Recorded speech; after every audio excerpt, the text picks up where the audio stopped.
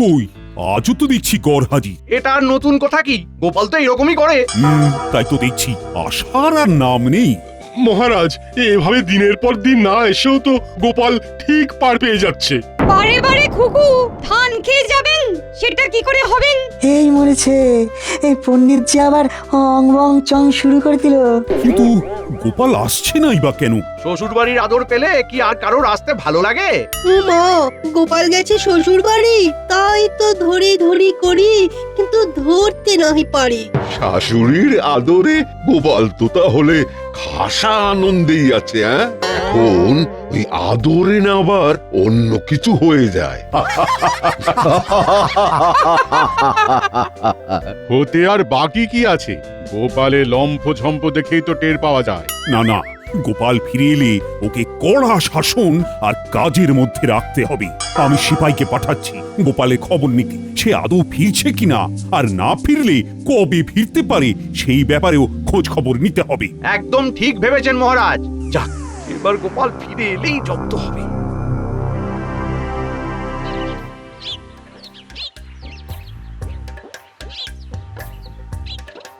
গোপাল দাদা, ও গোপাল দাদা, বাড়ি আছো নাকি? মহারাজ ডেকে পাঠিয়েছেন। কাকে ডাকছো আদর করে? ওই দেখো, সে তো দিব্যি নাক ডেকে ঘুমাচ্ছে। তাই তো দেখছি। বেশ, তাহলে মহারাজকে গিয়ে তাই বলি। মহারাজের কানে কথা গেলে যে কি হবে কে জানে। তবে না জানিয়েই বা উপায় কি? আরাম করতে করতে লোকটা যে একদম কাম কাজ শিখে তুলেছে। ওহ,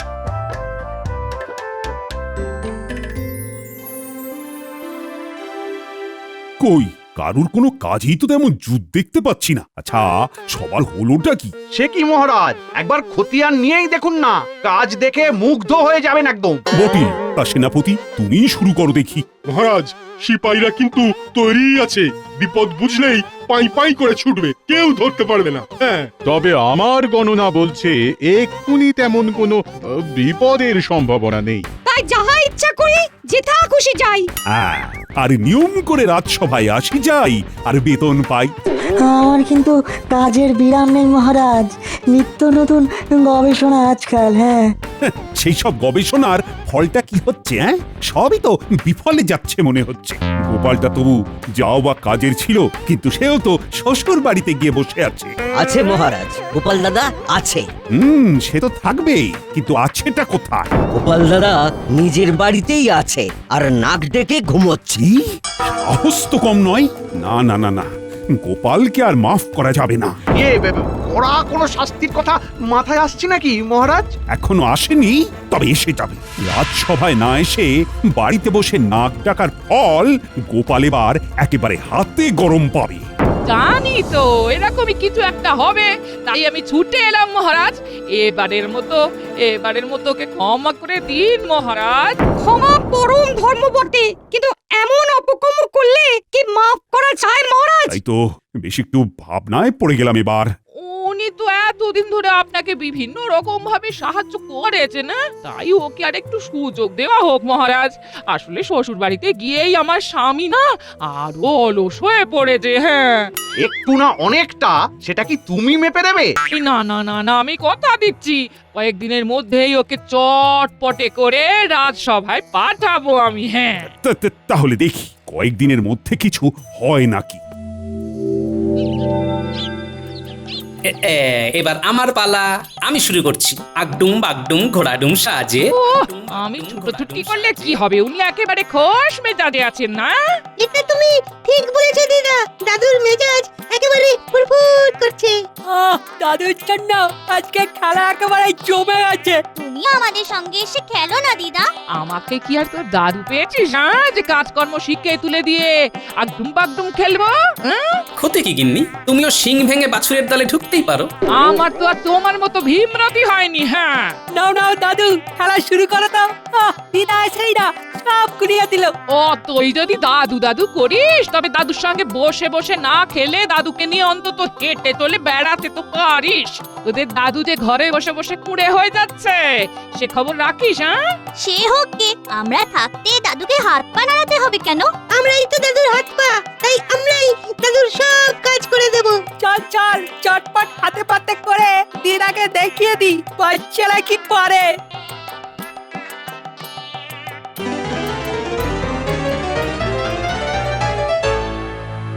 কি গিন্নি, কি বুঝছো?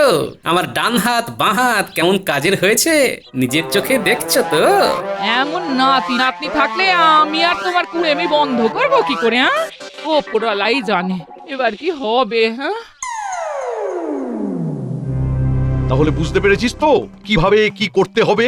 আপনি তো একেবারে ফর্দ ধরিয়েই দিয়েছেন মন্ত্রী মশাই। কি কি কিনতে হবে? মাছ, মশলা, তরি তরকারি। যাক যাক, এতদিনে তুমি তাহলে সংসারের দায়িত্ব বুঝেছো। আমি বলার আগে কি সুন্দর সব গুছিয়ে জোগাড় করে আনতে বলছো।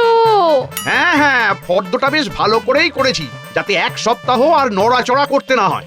এইভাবেই সংসারের প্রতি আরো দায়িত্ব নিতে হবে তোমায়। দায়িত্ব নিচ্ছি বটে, তবে নিজের সংসারে নয়, বরং গোপালের সংসারে। সে কি? আর সেটাও গোপালকে দায়িত্ব দিয়ে ডোবাবো বলে। তুমি যে কি খেলা খেলছো এবার কে জানে।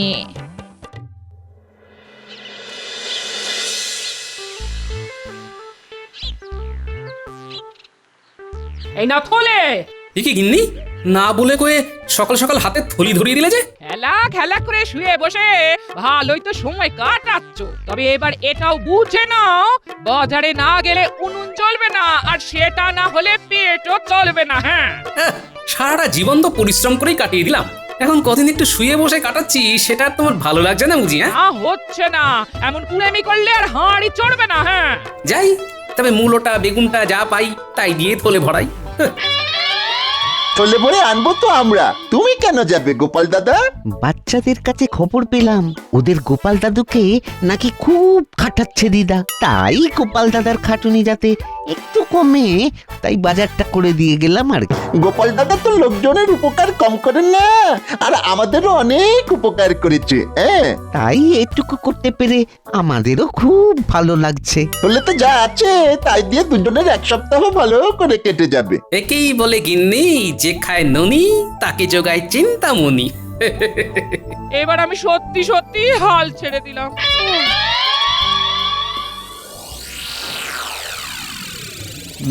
ব্যাপার কি, রাজসভাটা আজও যেন কেমন ফাঁকা ফাঁকা লাগছে। সে তো লাগবেই মহারাজ, গোপাল যে আসেনি আজ। তাই তো, গোপাল তো সভায় আসেনি। না, এটা তো বাড়াবাড়ি। খবর পেয়েছি গোপাল দিনের পর দিন আরো কুঁড়ে হয়ে যাচ্ছে। এখন তো সে বাড়ি থেকে বেরিয়ে বাজার দোকানটা পর্যন্ত করে না। আপনি বলুন মহারাজ, এসব কি হচ্ছে? বলো কি, তাই নাকি? আমি কি একটা ভেষজ আর একবার খাইয়ে দেখবো মহারাজ, এই রোগ সারে নাকি? দেখা দেখির আর কি আছে মহারাজ, এবার অন্তত গোপালকে বরখাস্ত করা উচিত। তার আগে আর একবার ভেবে দেখবেন না মহারাজ, আজ না হোক কাল যদি গোপাল আসে। তো তার জন্য কি বরণ ডালা সাজিয়ে বসে থাকবো আমি? তবু মহারাজ নিজে চোখে একবার দেখবেন নাকি সত্যি মিথ্যে আসলে কি? বেশ তো, তবে ব্যাপারটা কি হচ্ছে সেটা একবার নিজে চোখে দেখি, তারপর না হয় শাস্তি দেব। তেমন হলে বরখাস্তের চিঠি না হয় আমি একেবারে হাতে হাতেই ধরাবো গোপালকে। এবার অন্তত গোপালকে বরখাস্ত করা উচিত।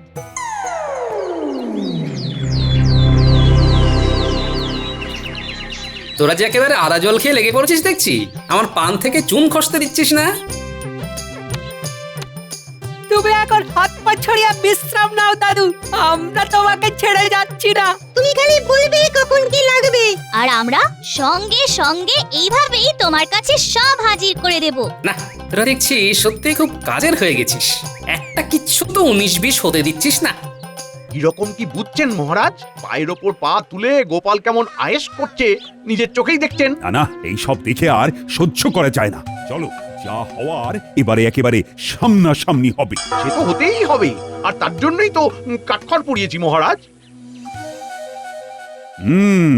তারপর গোপাল, তোমাকেও যেন বেজায় ক্লান্ত দেখাচ্ছে। তা শরীর আর চলছে না বুঝি? আরে আরে মহারাজ, যে কি সৌভাগ্য আমার। সৌভাগ্য না দুর্ভাগ্য সেটা তো এক্ষুনি টের পাবে। এই যে, শোনো গোপাল, তোমার এই ঘরে বসে বসে ডিমের তা দেওয়া আর নেওয়া যাচ্ছে না। আজ আমি একটা হেস্ত নেস্ত করেই ছাড়বো। হেস্ত নেস্ত নয় মহারাজ, বলুন বরখাস্ত। হ্যাঁ হ্যাঁ হ্যাঁ, মানে তাই। আমি একেবারে তৈরি হয়ে এসেছি। এই যখন এতটাই করলেন তখন আরেকটু করুন মহারাজ। আবার কি করব? মহারাজ আপনি পারেন ওকে কাজের মধ্যে ফেরাতে। ওকে একটা দায়িত্বশীল কাজ দিলেই সেই কাজ করতে গিয়ে ও একটু মনে হবে। আর এটাই একটা শেষ সুযোগ মহারাজ। আবার একটা সুযোগ?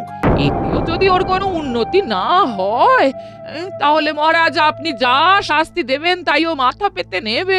হ্যাঁ, ও গোপালের গিন্নি তো জ্বালিয়ে মারলো দেখছি। মহারাজ সবে গোপালকে বরখাস্ত করবে করছেন, অমনি একবারে দরখাস্ত নিয়ে হাজির। বেশ, তাহলে আগামীকাল গোপাল তুমি একেবারে গিন্নিকে নিয়ে একবার সভায় হাজির হবে।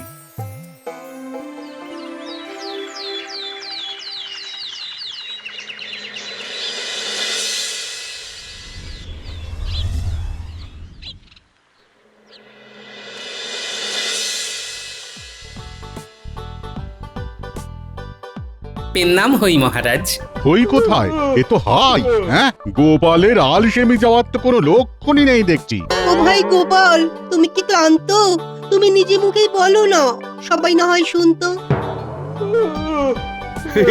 গোপাল আর কি শোনাবে, এখন হাই তুলছে, একটু পরেই যাই করবে। কারণ মহারাজ গোপালকে তাড়ালেন বলে। অযোগ্য লোককে সভায় বসিয়ে রেখেই বা কি হবে?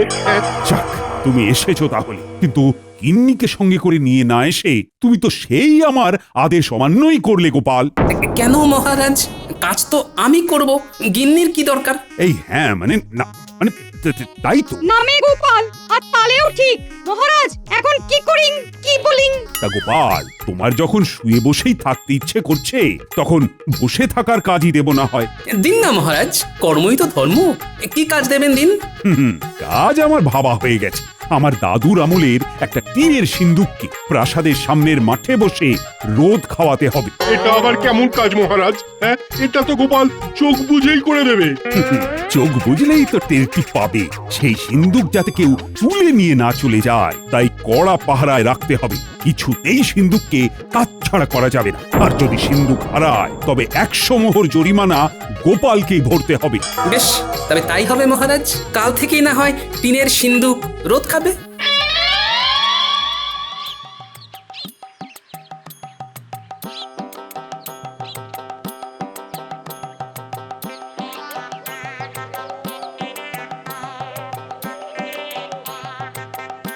কি গো, বলি কাজ করে মহারাজের মেজাজটা ঠিক করতে পারলে নাকি আবার জল ঢেলে দিয়ে এলে? কাজ আর এমন কি, ওই টিনের বাক্স রোদ খাওয়াতে হবে আর পাহারা দিতে হবে। দেখে দেখে মহারাজ কাজও একটা দিয়েছেন বটে। হ্যাঁ, সেটা না হয় ঠিক আছে, তবে বাক্স হারিয়ে গেলে 100 মোহর জরিমানা দেওয়ার ব্যাপারটা শুনেই তো নড়ে চড়ে বসতে হচ্ছে। সে আবার কি কথা? সেটাই তো আসল কথা গিন্নি। 10 মোহর যে বাক্স পাওয়া যায় তার জন্য 100 মোহর জরিমানাটা যে মোটেই মানা যাচ্ছে না গিন্নি। আমাকে ভয় পাইয়ে দিতে মহারাজ জরিমানার পরিমাণটা বাড়িয়ে দিয়েছে। সে একরকম ভালোই করেছেন, এতেই কাজ হবে। তবে মহারাজও টের পাবেন জরিমানার কথা বলে তিনি আমাকে কত বড় একটা সুযোগ করে দিয়েছেন। আবার আবার কি প্যাঁচ কষছো বলো তো তুমি? এখনো কষিনি, তবে কষে ফেলতে কতক্ষণ। তবে তার জন্য বাচ্চাদের সঙ্গে নিতে হবে। যা হওয়ার কাল বেলা গড়ালেই দেখা যাবে।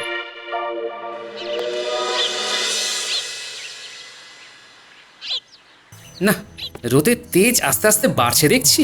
সিন্দুকের সঙ্গে সঙ্গে যে আমিও রোদে সেঁকে যাচ্ছি। ওই তো গোপাল কাজে লেগে পড়েছে দেখছি। ওটার এমন কি কাজ? তবে হ্যাঁ, ওই বসে থাকাটাও যে কত কষ্টের সেটা গোপাল এবার টের পাচ্ছে। গোপালং আলস্যং গচ্ছামি। এবার গোপাল বুঝুক ঠেলা। এটাও মহারাজের একরকম মারি বটে। মহারাজ ভাতে না মেরে হাতে মারছেন। দেখেও শান্তি। বেলা বেশি বাড়ার আগেই খেলা শুরু করে দিতে হবে, কিন্তু বাচ্চাদেরই তো এখনো পাত্তা নেই। আচ্ছা কাছি দাদু, আর সঙ্গে করে সব কিছু একেবারে গুছিয়ে নিয়ে এসেছি। এই যে জল, গামছা, গুড়ের বাতাসা। আরে এসব না হয় হলো, কিন্তু কাজের জিনিসগুলো এনেছিস কি? এনেছি তো, এই তো খড়ির টুকরো, কাগজ, কলম, একদম যেমন বলে দিয়েছিলে। হ্যাঁ, এই তো এইবার যেমন বলে দিয়েছিলাম তেমন করে প্রচারের কাজে লেগে পড়। তুমি কিচ্ছু ভেবো না গোপাল দাদু, ওই দিকটা আমরা ঠিক সামলে নেব। তুমি বরং এদিকটা গুছিয়ে নাও। সে আর বলতে, হাতে যখন খড়ি আছে তখন ভারী কাজটা আগে সেরে ফেলি, কিছু করি আর না করি গুছিয়ে লিখে ফেলি।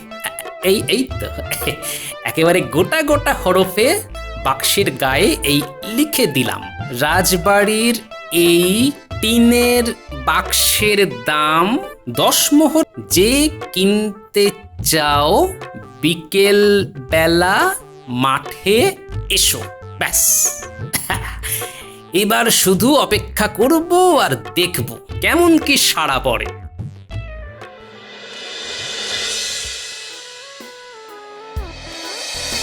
ও মা, দেখো দেখো, মহারাজের মনি যেন ফুর্তি, মিটিমিটি হাসছেন, যেন ভাবছেন কত কি। সে তো হবেই সভাকবি, সে তো হবেই। মহারাজ যে অলস গোপালকে আচ্ছা করে ঘোল খাইয়ে দিয়েছেন এবারে। রোদে বসে থাকতে থাকতে গোপালের মাথাটাই না এবার খসে পড়ে। বুদ্ধিতে যে মহারাজ গোপালের থেকেও কম যান না সেটা দেখিয়ে দিলেন বটে। হ্যাঁ,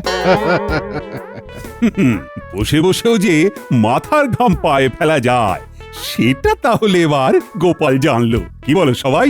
বলার আর কি আছে মহারাজ, আমরা তো যা দেখার নিজের চোখেই দেখে এলাম। হ্যাঁ, গোপাল তো যথা সময়ে এসেই সিন্দুক নিয়ে গেছে, এবার কদিন রাখুক না কাছে কাছে। আগে মহারাজ, বেশি দিন কি আর রাখার প্রয়োজন আছে? ওই রোদ গরম কি গোপালের সহ্য হবে? গোপাল কষ্ট পাবে বলছো? কষ্ট পেলে পাক মহারাজ, তবেই তো ওর আলসেমির স্বভাবটা নষ্ট হবে। তাহলে আমার চিন্তা ভাবনায় কোনো গলদ নেই, তাই তো? আমার এক টোটকায় অলস গোপাল এবার কাত হয়েছে।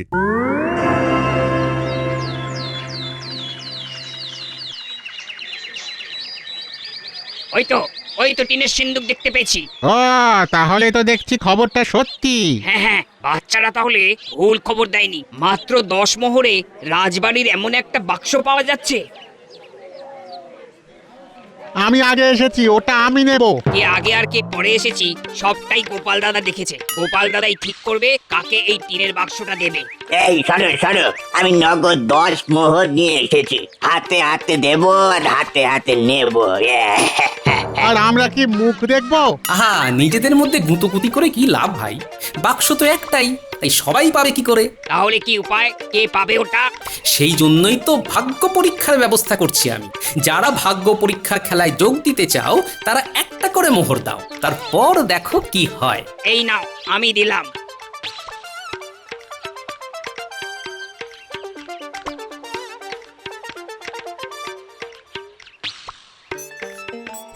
আমিও দিচ্ছি, আমার নামটা লিখে নাও। এই তো লিখে নিচ্ছি। একে একে দাও, একে একে। হ্যাঁ, কারোর নামই বাদ যাবে না। এবার মনে হচ্ছে সবার নামই লিখে ফেলেছি। নয় নয় করে 5 হলো মনে হচ্ছে। এবার তাহলে না হয় টিনের সিন্দুকে রাখা নাম থেকে ভাগ্যবান মালিকের নামটা তুলি। এই তো, এই যে গোটা গোটা করে লেখা আছে বটকৃষ্ণ বটব্যাল। এই যে আমি গো গোপাল দাদা, দাও দাও টিনের সিন্দুকখানা দাও দেখি আমায়। সে তো দেবই, তার আগে বাকি 9টা মোহর যে দিতে হবে আমায়। এই যে দিচ্ছি। তাহলে আমাদের একটা করে মোহর ফেরত দিয়ে দাও এবার গোপাল দাদা। তা কি করে হয়? ভাগ্যের খেলা খেলতে গেলে ওরকম 1-8টা মোহর যে গচ্চা দিতেই হয় ভাই। যাই,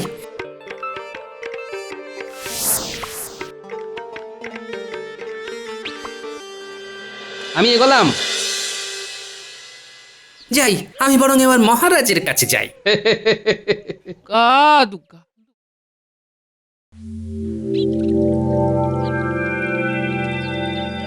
বেশ, তাহলে সভার কাজকর্ম আজকের মতো শেষ করি এখানে। আগে হ্যাঁ মহারাজ, শুভ কাজে আর দেরি করে লাভ কি? কিন্তু আমার যে একটা খবর দেওয়ার ছিল মহারাজ। হ্যাঁ, এই অবেলায় খবর? আচ্ছা, টিনের সিন্দুক ঠিকঠাক রোদ পেল কিনা সেটাই বলবে বুঝি। পাক আর না পাক, কালকে আবার রোদে দিতে হবে। আর এরকম এখন বেশ কদিন চলবে, তাই তো মহারাজ? হ্যাঁ, কিন্তু সিন্দুক তো নেই মহারাজ। নেই মানে? নেই মানে নেই। তবে তার জন্য এই যে 100 মোহর জরিমানা, সেটা একেবারে গুনে গুনে নিয়ে এসেছি মহারাজ। দেখলেন তো মহারাজ, হ্যাঁ গোপাল যে কোনো কমের নয় সেটা আরো একবার প্রমাণ হলো। তবে মহারাজ, এই সিন্দুকটা হারিয়ে যেতে শুধু যে আপনার হলো তাই নয়, আমারও নেহাত কম হলো না। তার মানে সিন্ধুক একজন ভাগ্যবানের হাতে তুলে দিতে 500 জনের কাছ থেকে একটা করে মোহর নিয়ে ভাগ্য পরীক্ষার খেলা খেলেছি, তাই যা হয়েছে আমার জন্যই হয়েছে। জরিমানার অর্থ দেওয়ার পরেও বাকি 400টার মতো মোহর আমার আয় হয়েছে মহারাজ।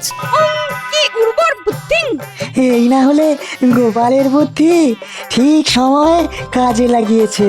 হ্যাঁ, সত্যি এই না হলে গোপাল, এটাই তো গোপালের কাজের মতো কাজ।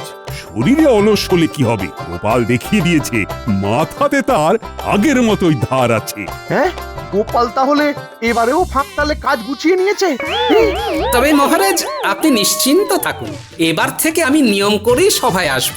আমার জন্য গিন্নিকে অনেক অনুনয় বিনয় করতে হয়েছে, সেটা কি আর ভালো লাগে? যাক, তাহলে তোমার শুভ বুদ্ধির উদয় হয়েছে। নিজের বুদ্ধির পরিচয়ের সঙ্গে সঙ্গে গিন্নির মান মর্যাদা রক্ষার দায়িত্ব যে আমার মহারাজ। এটাই তো কথার মতো কথা গোপাল, এই জন্যই তো বলি তোমার তুলনা হয় না।